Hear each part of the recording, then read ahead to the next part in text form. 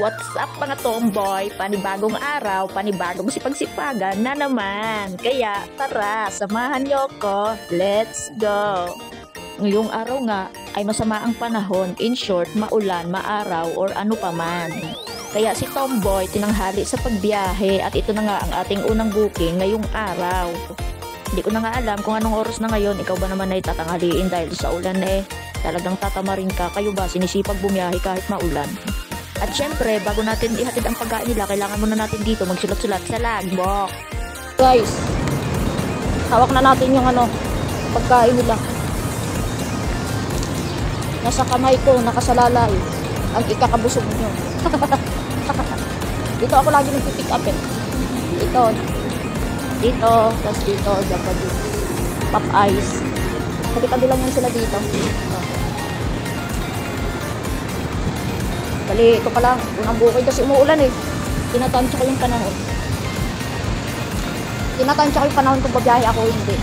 Kaso lang ko na. Hawak ko na yung parkingan namin dito sa ATC. Maraming parkingan dito Meron dun sa likod. Meron pa dun. So, may town center mismo. Hindi katulad sa ibang mall, walang parkingan.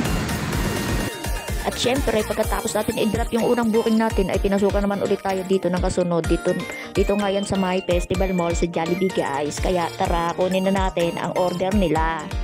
Pagdating ko nga dito sa loob ng Jollibee, wala pa yung dispatch kaya naghintay muna tayo. Ikaw ba naman sa maraming taong kumakain masyado silang busy.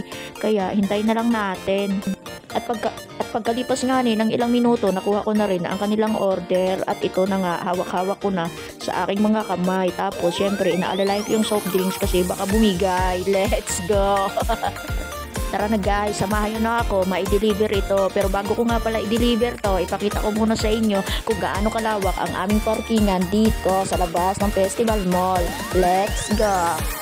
Ayan nga mga guys, ang aming parkingan. Kung makikita nyo, napakalawak niyan. Pero hindi yan banda dyan ang aming parkingan dahil dyan ay pay parking. Ito na guys, totoo na talaga to. Banda rito talaga yung aming parking. Kung tutuusin naman talaga, napakalawak talaga rito. Kaya nga sa sobrang dami ng grab food or food panda dito. Pero kumakasya pa rin kami dahil napakalawak talaga ng parkingan namin dito. Ayan na Kung makikita nyo nga, ayan maluwag ngayon kasi nga mga busy ang mga rider. At mangilan-ngilan nga lang din siguro ang nagbiyahe dahil maulan. Kaya hanggang dito na lang at bukas ulit. Bye!